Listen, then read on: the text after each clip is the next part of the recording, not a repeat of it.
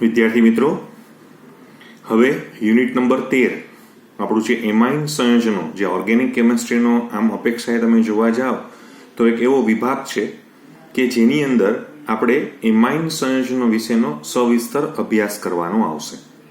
આમ તો તમને કદાચ ખબર જ હોય તો એક્ઝેક્ટલી આ ચેપ્ટરનું ટાઇટલ મારા પ્રમાણે તો એવું હોવું જોઈએ કે નાઇટ્રોજન યુક્ત કાર્બનિક સંયોજનો. કારણ કે તમને ખબર હોય તો આપણે કુલ અલગ અલગ પ્રકારના 17 ક્રિયાશીલ સમૂહને બહુ ડિટેલ્સમાં જોવાના હતા, જેમાંથી આપણે આલ્કેન, આલ્કીન, આલ્કાઇન અને એક વધારાનો વર્ગ એરીન એ આપણે હાઇડ્રોકાર્બનમાં જોઈને આવ્યા. ત્યારબાદ આપણે હેલાઇડ કમ્પાઉન્ડ એટલે કે જે હેલોજન યુક્ત સંયોજનોની પણ વાત કરી. પછી આપણે આલ્કોહોલ છે, ફિનોલ છે અને ઈથર, જેમાં મેઇન જોવા જાવ તો આલ્કોહોલ અને ઈથર બે ક્રિયાશીલ સમૂહ આપણે જે છે એ જોયા. એના પછી આપણે આમ તમે જોવા જાવ તો આલ્ડીહાઇડ, કીટોન અને કાર્બોક્સિલિક એસિડ સંયોજનો, ટાઇટલ એવું હતું પણ તમને કદાચ ખબર હતો આપણે આલ્ડીહાઇડ છે, કીટોન છે, કાર્બોક્સિલિક એસિડ છે અને એના 4 જે વ્યુત્પન્નો જે છે એ આપણે લેવાના આવતા હતા. હવે કેટલા થઈ ગયા? અત્યાર સુધીમાં આપણે 13 ક્રિયાશીલ સમૂહ થઈ ગયા. હવે 14મો ક્રિયાશીલ સમૂહ કયો છે તો કે એમાઇન. એવી રીતે 15મો આવશે અને એ છે સાયનાઇડ, 16મો છે આઇસોસાયનાઇડ અને 17મો છે નાઇટ્રો સમૂહ. પણ અત્યારે આપણી જે બુક જે છે, જે અહીંયા તમને રજૂ કરવામાં આવેલું છે, એમાં માત્ર અને માત્ર એમાઇન સંયોજનોની જ વાત જે છે એ અહીંયા રજૂ કરવામાં આવેલી છે. એટલે આપણે ફક્ત એમાઇન સંયોજનોની વાતને અહીંયા રજૂ કરશું. બીજું કે અત્યારના આ સમયની અંદર તમારા ઘણા ટોપિક ડિલીટેડ થયા છે, પણ હું બહુ એની ઉપર ધ્યાન નથી આપતો. ચોક્કસ હું સમજાવતી વખતે તમને જણાવી દઈશ કે આ ડિલીટેડ ટોપિક છે, પણ જ્યાં સુધી એનટીએ છે કે બીજી કોઈ પણ સ્પર્ધાત્મક પરીક્ષાઓ પોતાનું એનાઉન્સમેન્ટ ન કરે ત્યાં સુધી આપણે નિર્ણય લઈ શકીએ એમ નથી. બોર્ડ લેવલ ઉપર તમારે એટલું વિચારી લેવાનું છે કે જેટલું તમારા અભ્યાસક્રમમાં અત્યારે છે તો એટલી વસ્તુ તમને આવી જશે. હવે સૌથી પહેલા આપણે એનું ઇન્ટ્રોડક્શન જે છે એ ચાલુ કરીએ છીએ. હવે પ્રશ્ન એવો છે કે આ એમાઇન સંયોજનો જે છે એ બને છે શેમાંથી? બરાબર છે. હવે મારે એમાઇન સંયોજનો બનાવવા છે તો એવું કહેવાય છે કે તમારી પાસે જે એમોનિયાનો અણુ હોય, તમારી પાસે એમોનિયાનો શું છે અણુ છે, એ એમોનિયાના અણુમાંથી તમારે શું કરવાનું છે તો કે એક અથવા વધારે, બરાબર છે, તમારી પાસે જે હાઇડ્રોજન પરમાણુ છે, એટલે જે આપણી પાસે હાઇડ્રોજન આ પરમાણુઓ રહેલા છે, તો એ હાઇડ્રોજન પરમાણુનું વિસ્થાપન આપણે કરવું છે. એટલે એને કાઢવું હશે. કોના વડે કરવું છે તો કે એ વિસ્થાપન જો આપણે આલ્કાઇલ અથવા એરાઇલ, બરાબર છે, આલ્કાઇલ અથવા એરાઇલ સમૂહ દ્વારા કરવાથી આપણને એમાઇન સંયોજનો પ્રાપ્ત થાય છે. એમાઇન સંયોજનો પ્રાપ્ત થાય છે. બહુ અગત્યનો વર્ગ છે એમાઇન સંયોજનો. ફરી એકવાર તમને બતાવું છું કે તમારી પાસે આવેલો છે એમોનિયા છે. એમાં તમને કદાચ ખબર હોય તો આપણી પાસે 3 હાઇડ્રોજન છે. એમાંથી એક હાઇડ્રોજન કાઢી એક આલ્કાઇલ અથવા એરાઇલ લઈ આવો, 2 હાઇડ્રોજન કાઢી 2 આલ્કાઇલ અથવા 2 એરાઇલ અથવા 1 આલ્કાઇલ અને અથવા એરાઇલ લઈ આવો, 3 કાઢી નાખો, આલ્કાઇલ એરાઇલ. આવું કરો તો તમને આ એમાઇન સંયોજનો પ્રાપ્ત થતા હોય છે. પ્રશ્ન આપણો એવો છે કે શા માટે આપણે આ એમાઇન સંયોજનો સમજીએ છીએ અથવા ભણીએ છીએ? તો કે કુદરતની અંદર આપણે હમણાં જે તમને કદાચ ખબર હોય તો આપણે પ્રોટીન ભણીને આવ્યા, જે એમિનો એસિડનો બનેલો છે, જેમાં NH2 ગ્રુપ છે. વિટામિનની અંદર પણ આપણે ઘણા વિટામિન એવા જોયા, ખાસ કરીને વિટામિન બી કોમ્પ્લેક્સ વાળા જે બધા પોર્શન હતા તો ત્યાં તમને જોવા મળ્યો. પછી આલ્કેલોઇડ આખું ફેમિલી જે છે, બરાબર છે, તો એ પણ આના સંદર્ભમાં છે.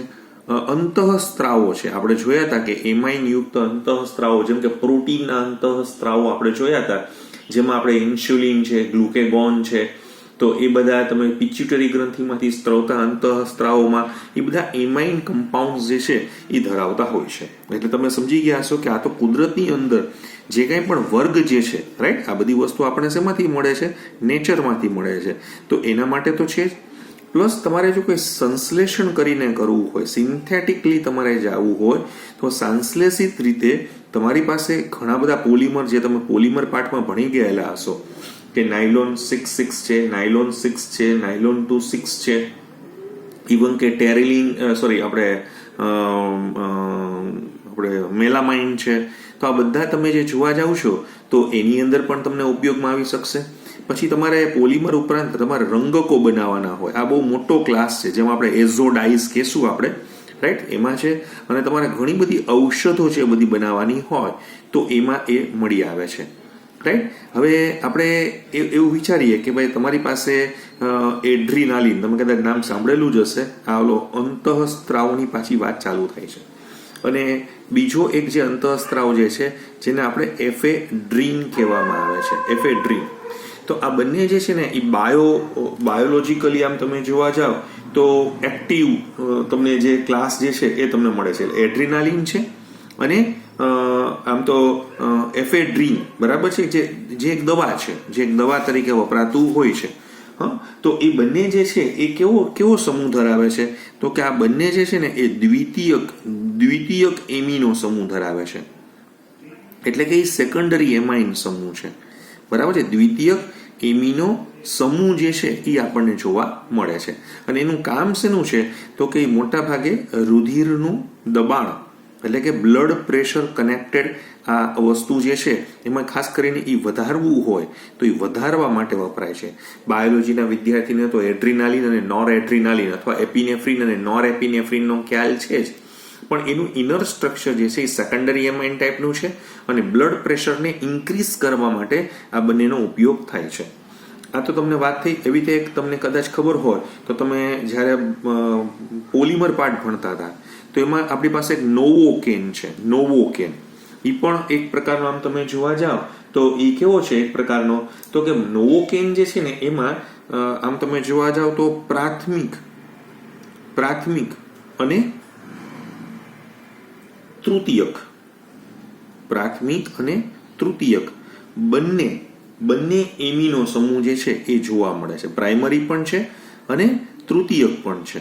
એવા બંને એમિનો સમૂહ જે છે એ આપણને જોવા મળે છે. અને એ સામાન્યતઃ ક્યાં વપરાતા હોય છે તો કે તમારે દંત ચિકિત્સાની અંદર. દંત ચિકિત્સા એટલે શું તો કે જે ડેન્ટિસ્ટ્રી છે તો એની અંદર એનો ઉપયોગ જે છે એ નિશ્ચેતક તરીકે કરવામાં આવે છે. એનો ઉપયોગ નિશ્ચેતક તરીકે એટલે કે એનેસ્થેટિક તરીકે, એટલે જેને કહી શકાય અમે એને લોકલ એનેસ્થેટિક કહીએ છીએ, કે જ્યારે તમે કોઈ પણ દાંતમાં કંઈ પ્રોબ્લેમ થાય ત્યારે ડૉક્ટર તમને એક ઇન્જેક્શન આપે, તમે જોશો તો એનાથી થોડું તમને ભારેપણું થઈ જશે અને એ તો ત્યાં નોવોકેનનું ઇન્જેક્શન્સ આપતા હોય છે. ને નોવોકેન પ્રાઇમરી અને સેકન્ડરી બંને એમિનો સમૂહ ધરાવતો હોવાથી એ દંત ચિકિત્સામાં નિશ્ચેતક તરીકે વપરાય છે. નાના હશે કોઈ પણ બાળકો અથવા તમે પણ જ્યારે અગાઉ બેનાલ્ડ્રીન નામનું કફ સિરપ વાપરેલું હશે, રાઈટ. આ બેનાલ્ડ્રીન નામનું જે તમે જોવા જાઓ છો તો કે એ પ્રચલિત કફ સિરપ જે છે એ પ્રચલિત આપણે આમ તમે જોવા જાઓ તો એ કેવો છે ખબર છે, પ્રતિહિસ્ટામાઇન છે. પ્રતિહિસ્ટામાઇન ઔષધ છે, રાઈટ. એટલે એલર્જીકલ જે કંઈ પણ પ્રોબ્લેમ્સ હોય તો એની ક્યોર કરી શકતું હોય છે, પ્રતિહિસ્ટામાઇન છે. અને જે છે એ કયો સમૂહ ધરાવે છે તો કે જે તૃતીયક એમાઇન સમૂહ અથવા તૃતીયક એમિનો સમૂહ જે છે એ ધરાવતું હોય છે, એમિનો સમૂહ ધરાવે છે. તો આ બેનાલ્ડ્રીનની વાત તમને અહીંયા જોવા મળેલી છે. પછી એવી રીતે તમારે હવે અહીંયા એક બહુ સરસ પ્રશ્ન છે કે તમારી પાસે ચતુર્થક એમોનિયમ ક્ષારો હોય. ઘણા કે સર વર્ગીકરણ તો આપણે જોવા જઈએ તો પ્રાઇમરી, સેકન્ડરી ને ટર્શરીમાં જ થાય. ચતુર્થક થાય તો કે હા થાય. જો મેં બહુ ઇન્ટેન્શનલી તમારી આગળ અહીંયા એવું લખ્યું, જુઓ દેખાય છે એમોનિયા 1, 2, 3 નીકળી ગયા. હવે ચોથામાં છે ને અહીંથી લોન પેર પણ ડોનેટ કરી શકે છે, ત્યારે ચતુર્થક ક્ષારમાં જતું રહેશે. તો આ જે ચતુર્થક એમોનિયમ ક્ષાર, બરાબર છે, કે જે પૃષ્ઠ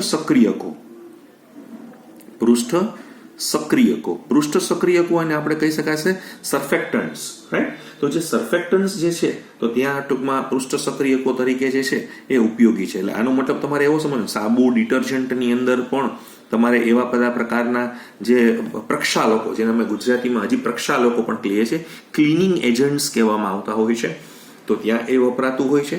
એવી રીતે તમારી પાસે ડાય એમોનિયમ ક્ષારો છે. કેવા ક્ષારો છે ફરીથી?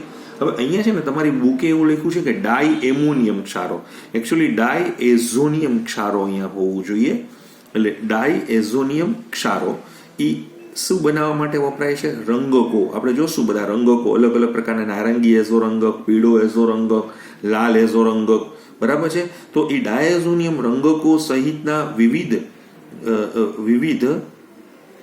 તમારે વિવિધ એરોમેટિક સંયોજનો તમારે જે બનાવવાના હોય, બરાબર છે. તો એ સંયોજનોની જે બનાવટ થતી હોય, તો એ બનાવટમાં એક ઇન્ટરમીડિયેટ તરીકે, એટલે કે એક મધ્યવર્તી સંયોજનો તરીકે એ વપરાતા હોય છે. એટલે તમને ખ્યાલ આવી ગયો છે કે જે ડાયઝોનિયમ સોલ્ટ જે છે એ એટલો સરસ સંશ્લેષિત મધ્યવર્તી પદાર્થ છે કે જેનાથી તમે ઘણા બધા પ્રકારના એરોમેટિક સંયોજનો અને એઝોડાઇઝ જે છે એ બનાવી શકો છો. એટલે આમ તમને શું આપેલું છે કે આ યુનિટની અંદર, આ પ્રકરણની અંદર આપણે એમાઇન સંયોજનો અને એના ડાયએઝોનિયમ ક્ષારો ઉપર સવિશેષ ધ્યાન કેન્દ્રિત કરશું.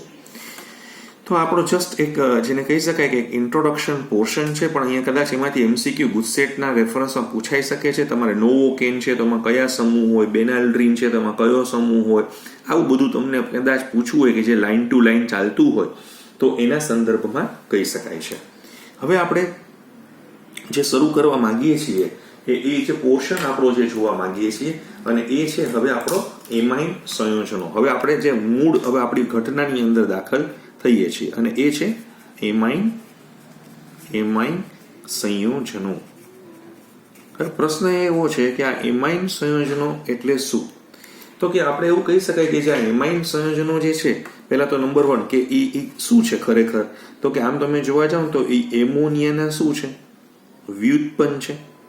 એટલે કે એના ડેરિવેટિવ્સ છે, એટલે એમોનિયામાંથી જ એ બને છે, બરાબર છે. હવે આપણે એમ કહી શકાય કે જેને આપણે NH3 હોય તો NH3માં રહેલા, બરાબર છે, તમારી પાસે શું હોય?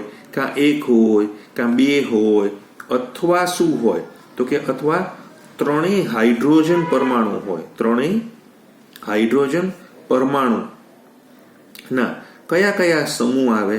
તો કે કાં એમાં આલ્કાઇલ અને અથવા એરાઇલ સમૂહ આવતા હોય. એ આલ્કાઇલ અને અથવા એરાઇલ સમૂહો હોય.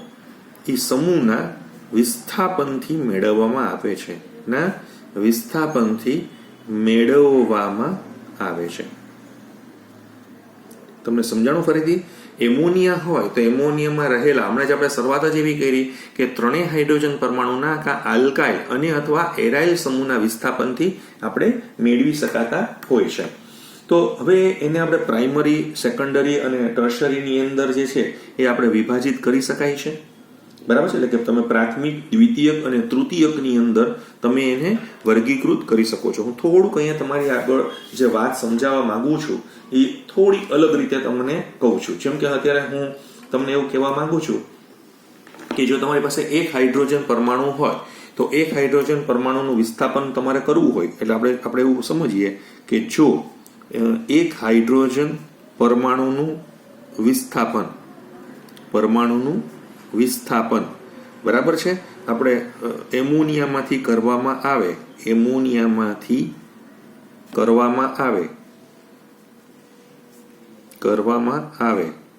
તો એને શું કહેવાય?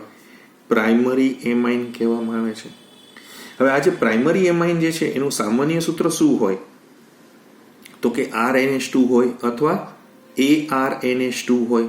કાં એરોમેટિક હોય ને કાં એલિફેટિક હોય, બરાબર છે. એવી રીતે તમે જોશો, જો 2 હાઇડ્રોજન પરમાણુનું અહીંયા 1 હાઇડ્રોજન પરમાણુ હતા, જો અહીંયા 2 હાઇડ્રોજન પરમાણુનું વિસ્થાપન એમોનિયામાંથી કરવામાં આવે તો આપણને શું મળશે? તો કે તો આપણને સેકન્ડરી એમાઇન મળશે. એ સેકન્ડરી એમાઇન એટલે શું હોય? તો કે RNHR આવશે, બરાબર છે. RNHR તમને મળશે. હવે પ્રશ્ન એવો છે કે તો એને આપણે શું કહેવાનું? સેકન્ડરી એમાઇન કહેશું, જેનું સામાન્ય સૂત્ર RNHR તમે જે છે એ તમારે રજૂ કરવું. અહીંયા AR અથવા તમે ઘણા લોકો આવું પણ લખે, ARNHR પણ લખે. હજી એક એવું પણ બને કે બંને એરોમેટિક ગ્રુપ પણ અહીંયા આવી શકે છે, રાઈટ. એટલે હજી પણ તમે આમ જોવા જાઓ તો હું અત્યારે આ એરોમેટિક છે, અહીંયા NH છે અને અહીંયા એરોમેટિક છે, આવું લઈ આવી શકું છું. તો આ સેકન્ડરી એમાઇનના રેફરન્સમાં તમને જોવા મળ્યું. અચ્છા, એવી રીતે તમારી પાસે જો ટર્શરી એમાઇન હોય, રાઈટ, એટલે કે જો તમારી પાસે 3 હાઇડ્રોજન પરમાણુ હોય, 3 હાઇડ્રોજન પરમાણુનું તમારે શું કરવું છે? વિસ્થાપન. શેમાંથી કરવું છે? તો કે એમોનિયામાંથી કરવામાં આવે. એમોનિયામાંથી કરવામાં આવે તો શું થશે? તો કે તો જે છે ને એ તૃતીયક એમાઇન તરફ જતો રહેશે. તો ત્યાં તમે શું લખી શકશો? RNR અને R આવું પણ લખી શકો, અથવા 3 એરોમેટિક ગ્રુપ આવી શકે છે, ARN, AR ઓલા શકે. પછી તમે સમજી ગયા છો 2 R એટલે તમારે જસ્ટ 2 R રાખવા હોય અને 1 AR રાખવું હોય, 2 AR રાખવા હોય ને 1 R વગેરે વગેરે તરીકે તમે ડિસ્કસ કરી શકો છો. તો કે તૃતીયક એમાઇનમાં આવે છે. સિમ્પલ મારે તમને રજૂ કરવું હોય તો કે તમારી પાસે જે એમોનિયા છે એમાં રહેલા હાઇડ્રોજનનું વિસ્થાપન તમે જો એક આલ્કાઇલ સમૂહ વડે કરો છો અથવા ઓલા વડે કરો છો તો આ તમને પ્રાઇમરી એમાઇન મળે છે. જો હજી તમે એમાંથી એક હાઇડ્રોજન કાઢી અને એક R ડેશ એટલે કે હજી તમે એક ગ્રુપ લઈ આવવા માંગો છો, એ સરખું પણ હોઈ શકે અથવા જુદું પણ હોઈ શકે, તો એ સેકન્ડરી આપશે. એવી રીતે હજી એક હાઇડ્રોજન જઈ અને જો R આવશે તો એ તૃતીયકનું નિર્માણ કરશે. આ તૃતીયકનું નિર્માણ તમને અહીંયા આપેલું છે. બરાબર છે. હજી પાછું તમે જોવા જાઓ તો મારે આનું વર્ગીકરણ કરવું હોય તો હજી 2 ભાગની અંદર હું વર્ગીકરણ કરી શકું છું. હજી જુઓ, ધ્યાન રાખજો, એક હજી વર્ગીકરણ કરવું હોય તો શું કહેવાય ખબર છે એને? Aliphatic amine. એલિફેટિક એમાઇન તરીકે પણ તમે જઈ શકો છો. હવે પ્રશ્ન એવો છે કે આ એલિફેટિક એમાઇન એટલે શું એમ? તો કે તમારા જે એમાઇન સંયોજનો હોય, એમાઇન સંયોજનો, એ એમાઇન સંયોજનોમાં નાઇટ્રોજન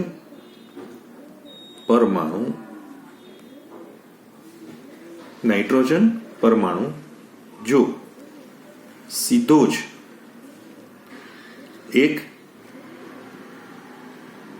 2 અથવા 3 સમાન અથવા જુદા જુદા સમાન અથવા જુદા જુદા આલ્કાઇલ સમૂહ સાથે જોડાયેલો હોય તો એને આપણે શું કહેવાય? Aliphatic amine. ટૂંકમાં એરોમેટિક ગ્રુપ ન હોવું જોઈએ, બધા એલિફેટિક સમૂહ હોવા જોઈએ, એટલે કે આલ્કાઇલ સમૂહ હોવા જોઈએ. તો એ એલિફેટિકમાં જશે. હું તમને એના ઉદાહરણો પણ આપી રહ્યો છું. જુઓ, એના ઉદાહરણો મારે તમને બતાવવા હોય તો હું કયા આપું છું? જેમ કે મારી પાસે છે C2H5NH2. તો તમને બધાને ખબર છે કે આનું નામ છે અને એ છે ઇથાઇલ એમાઇન. આ સામાન્ય નામ છે, પછી આપણે IUPAC નામકરણ ને બધું હમણાં આપણે ચર્ચા કરતા જશું. એક આ ઇથાઇલ એમાઇન છે. પછી એવી જ રીતે તમે જોવા જશો તો આ C2H5NH, આ C2H5 છે. તો આ શું છે તમે જોશો તો કે આપણે આને ડાઇઇથાઇલ એમાઇન કહેશું. અને આ ડાઇઇથાઇલ એમાઇન કેવો છે? તો કે સેકન્ડરી છે. એવી રીતે તમે જોવા જશો તો આ C2H5 છે, આ N છે, આ C2H5 છે અને અહીંયા પણ C2H5 છે. તો આને આપણે શું કહેશું? ટ્રાઇઇથાઇલ એમાઇન કહેશું. અને આ જે ટ્રાઇઇથાઇલ એમાઇન જે છે એ કેવું છે? તો કે તૃતીયક એમાઇન છે. તો આ તમને જેટલા પણ એક્ઝામ્પલ મેં તમને આપ્યા એ બધા કોને આપ્યા? એલિફેટિક એમાઇનના આપ્યા. બરાબર છે. હવે એવી રીતે આમ તમે જોવા જાઓ તો હું એક અહીંયા એરોમેટિક એમાઇન પણ લઈ શકું છું એનું વર્ગીકરણમાં. Aromatic amine. બરાબર છે. તો એરોમેટિક એમાઇનની અંદર પણ પાછા 2 ભાગ પડશે. હું તમને બહુ ડિટેલમાં સમજાવું છું, તમારી બુકમાં આવું બધું બહુ લાંબુ નથી સમજાયું. હવે એમાં પણ હું છે ને એનું વર્ગીકરણ 2 પ્રકારમાં થાય છે. એટલે એનું પણ જે વર્ગીકરણ જે છે એ 2 પ્રકારમાં થાય છે. 2 પ્રકારમાં થાય છે. કઈ રીતે થાય છે? 2 રીતે. તમે જુઓ તો કે એકને આપણે શું કહેશું? તો કે એકને આપણે કહેશું એરાઇલ એમાઇન. બરાબર છે. એરાઇલ એમાઇન અથવા એને એવું પણ કહેવામાં આવે છે કે જે તમારું ન્યુક્લિયસ સબસ્ટિટ્યુટેડ એમાઇન પણ કહેવામાં આવે છે. બરાબર છે. એટલે કે કેન્દ્રીય વિસ્થાપિત એમાઇન, અથવા એને આપણે શું કહેવાય છે? કેન્દ્રીય વિસ્થાપિત એમાઇન. પણ એરાઇલ એમાઇન તમને વધારે સરસ સમજાઈ જશે કે એમાઇનમાં જે નાઇટ્રોજન છે ને એ સીધો જ એરોમેટિક ગ્રુપ સાથે અથવા એરાઇલ ગ્રુપ સાથે જોડાયેલો હોય. ફરીથી, એમાઇન સંયોજનોમાં રહેલો નાઇટ્રોજન સીધો જ, બરાબર છે, સીધો જ 1 અથવા 2 અથવા 3, બરાબર છે, સમાન અથવા જુદા જુદા, સમાન અથવા જુદા જુદા, બરાબર છે, એરોમેટિક સમૂહ એટલે કે એરાઇલ સમૂહ સાથે જોડાયેલો હોય તેને આપણે શું કહેવામાં આવે છે? એરાઇલ એમાઇન કહેવામાં આવે છે. તેને એરાઇલ એમાઇન કહેવામાં આવે છે. અને એ પણ પ્રાઇમરી, સેકન્ડરી અને ટર્શરીમાં વિભાજિત થાય છે. જુઓ, હું તમને સીધું એક એક્ઝામ્પલ બતાવું છું. જે એક્ઝામ્પલ તમે જોશો તો તમારી પાસે આ એનિલિન છે. આપણે બધા ઓળખીએ છીએ અને એનિલિન કહેવામાં આવે છે. અને આ એનિલિન પ્રાઇમરી એમાઇન છે, કારણ કે NH2 સીધો જ એક એરોમેટિક રિંગ સાથે જોડાયેલો છે. આવું જ મારે તમને એક એક્ઝામ્પલ આપવું હોય તો હું અહીંયા તમને આવી રીતે આપી શકું છું, બરાબર છે. તો આ તમે જોશો તો આ શું છે? તો કે આનું નામ છે ડાયફિનાઇલ એમાઇન છે. તો આ ડાયફિનાઇલ એમાઇન કેવો છે? તો કે સેકન્ડરી એમાઇન છે. એવી રીતે તમારે ત્રીજું તમારે જોવું હોય તો આ C6H5 છે, આ N છે, આ C6H5 છે અને આ C6H5 છે. તો આને આપણે શું કહેવાય? તો કે ટ્રાય ઇથાઇલ એમાઇન કહેવામાં આવે. અને આ ટ્રાય ઇથાઇલ એમાઇન પાછો કેવો છે? તો કે ટર્શરી છે. બરાબર, આપણે સમજાય છે હું શું કહેવા માંગુ છું? તો કે આ રીતે તમે ઇથાઇલ એમાઇન, એનિલિન છે, ડાયફિનાઇલ એમાઇન છે, ટ્રાય ઇથાઇલ એમાઇન છે, એ તમે સમજાવી શકો છો. હવે એવી રીતે તમે બી જોશો, બી, તો કે એને અમે છે ને શું કહીએ છીએ કે પછી એરાઇલ આલ્કાઇલ એમાઇન કહેવામાં આવે છે.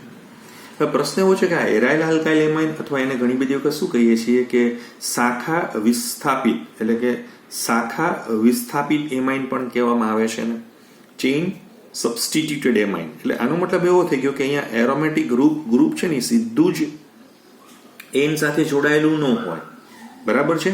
તો અહીંયા શું થતું હોય તો કે અહીંયા હું એવું કહી શકું છું કે એમાઇન જે સંયોજનો હોય, એમાઇન સંયોજનો જે તમને જોવા મળે છે, એ એમાઇન સંયોજનોમાં નાઇટ્રોજન જે પરમાણુ છે, નાઇટ્રોજન પરમાણુ તે, બરાબર છે, આપણે જેને કહી શકાય કે શાખા, સાઇડ ચેન, બરાબર છે, એટલે કે શાખા વિસ્થાપિત, એટલે કે સાઇડ ચેન વિસ્થાપિત, જેમ કે આપણે એમ કહી શકાય કે 1 અથવા 2 અથવા 3, બરાબર છે, સમાન અથવા જુદા જુદા, સમાન અથવા જુદા જુદા એરોમેટિક વલય સાથે જોડાયેલો હોય તો એને આપણે શું કહેવામાં આવે છે? એરાઇલ આલ્કાઇલ એમાઇન કહેવામાં આવે છે. એમાં પણ પ્રાથમિક, દ્વિતીયક, તૃતીયક તરીકે વર્ગીકરણ કરવું હોય તો થાય છે. જેમ કે મારે તમને અહીંયા બતાવવું છે અને એ છે CH2NH2. તો આપણે બધા જાણીએ છીએ કે આને આપણે શું કહેવામાં આવે છે? બેન્ઝાઇલ એમાઇન કહેવામાં આવે છે. અને કેવો છે? પ્રાઇમરી. એવી રીતે તમને જસ્ટ બીજું બતાવું છું કે ડાય બેન્ઝાઇલ એમાઇન બતાવું છું. એટલે હું તમને થોડું ટૂંકું કરી નાખું છું. C6H5 છે, આ CH2 છે, આ ટ્વાઇસ છે અને આ NH છે. તો આને આપણે શું કહેવાશે? ડાય બેન્ઝાઇલ એમાઇન કહેવામાં આવશે. તો આ સેકન્ડરી છે. એવી રીતે તમે જોશો તો આ C6H5 CH2 3 વખત છે, N છે, તો આને આપણે ટ્રાય બેન્ઝાઇલ એમાઇન એટલે કે તૃતીયક કહેવામાં આવે છે. તો તમે પ્રાથમિક, દ્વિતીયક અને તૃતીયકની અંદર આવી રીતે તમે એનું વર્ગીકરણ કરી શકો છો. ફરીથી તમે જુઓ, બેન્ઝાઇલ એમાઇન, ડાયબેન્ઝાઇલ એમાઇન અને ટ્રાયબેન્ઝાઇલ એમાઇન, બરાબર. તો તમે જુઓ અહીંયા શું થયું? NH2 સીધો નથી જોડાયેલો એરોમેટિક રિંગ સાથે. એ પહેલા આલ્કાઇલ સાથે જોડાયેલો છે ને આલ્કાઇલથી એરોમેટિક રિંગ સાથે જોડાયેલો છે. આ પણ એક વર્ગીકરણની સ્ટાઇલ છે. હું તો તમને હજી થોડું વધારે, હજી એવી રીતે તમારે જો વર્ગીકરણ કરવું હોય તો હજી એક ભાગ એવો છે, સાદા અથવા નહીં લખાય, સાદા અને મિશ્ર એમાઇન.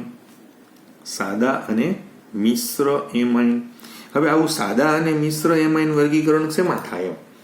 તો કે જે દ્વિતીયક હોય, તમારી પાસે સપોઝ કે દ્વિતીયક એમાઇન છે, દ્વિતીયક અને બીજું તમારી પાસે કયું છે તો કે તૃતીયક એમાઇન છે.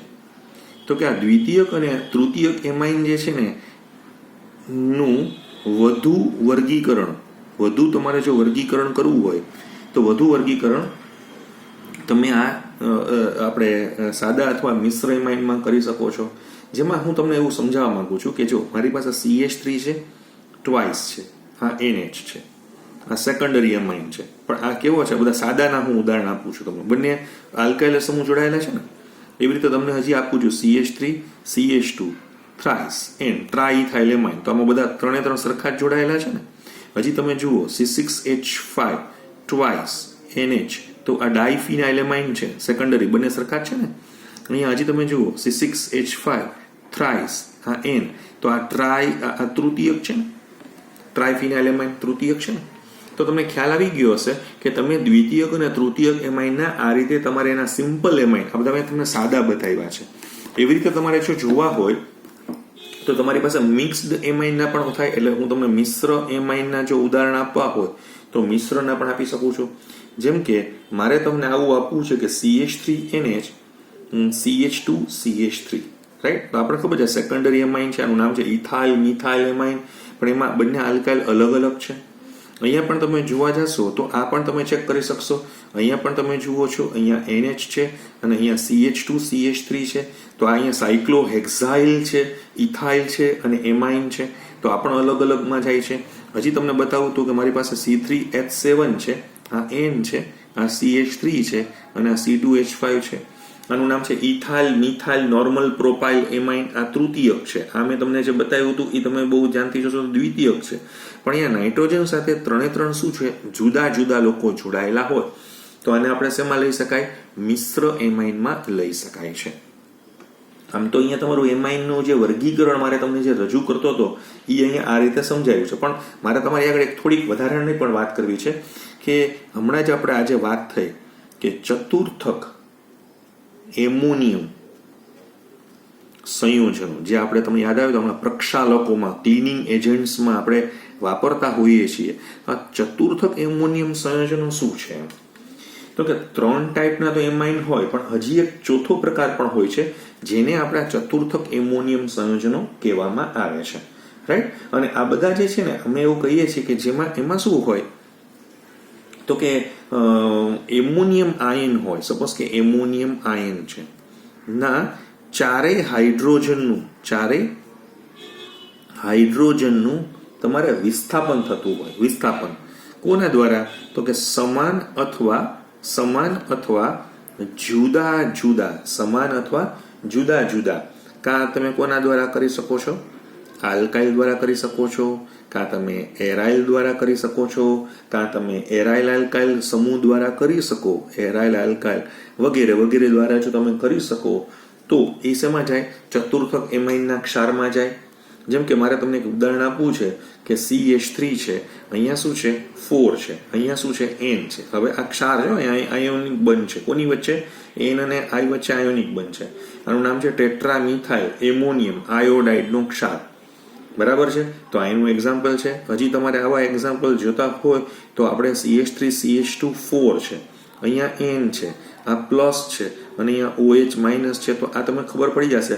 ટેટ્રાઇથાઇલ એમોનિયમ હાઇડ્રોક્સાઇડનો ક્ષાર તમને અહીંયા જોવા મળે છે. હજી તમારે ચેક કરવું તો મારી પાસે છે C6H5 છે, આ N છે, અહીંયા CH3 3 વખત છે અને Br માઇનસ છે. તો આ N અને Br વચ્ચે આયોનિક બંધ બનેલો છે.